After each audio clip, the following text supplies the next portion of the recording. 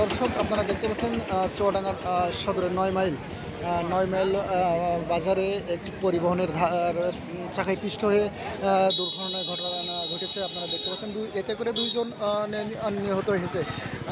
দর্শক আপনারা দেখতে পাচ্ছেন যে এই ঘটনাটি ঘটেছে আজকে ভোরের দিকে। এরা আমার পাশের বাড়ির মানুষ, সরোয়ার চালের ব্যবসা করে। ডাক বাংলা চাল আনতে যাচ্ছিল সকালবেলা ভ্যানে, এটা ভ্যানওয়ালা আর ওইটা হচ্ছে ব্যবসা করে।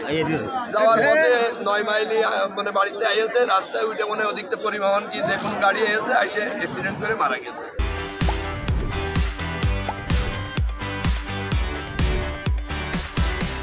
আব্বা সকালবেলা বাড়ি থেকে ভ্যানে উঠে বাজারে যাচ্ছিল।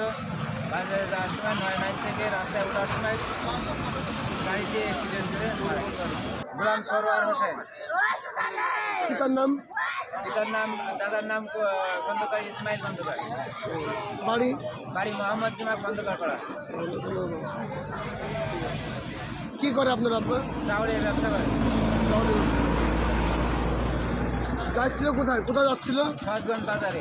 একটা দুর্ঘটনা হয়, আমরা চুয়াডাঙ্গা সদর ফায়ার স্টেশন জানতে পারি। তো সাথে সাথে আমরা একটা ইউনিট চলে আসি। তো এখানে এসে দেখি যে একটা দুইজন মৃত ব্যক্তি লাশ পড়ে আছে। তো একজন হচ্ছে ভ্যান চালক আর একজন হচ্ছে যাত্রী ব্যবসায়ী। এটা সকালবেলা হয়েছে। একদম পরিবহন কেউ বলতে পারতেছে না যে সঠিকভাবে দুর্ঘটনাটা হয়েছে।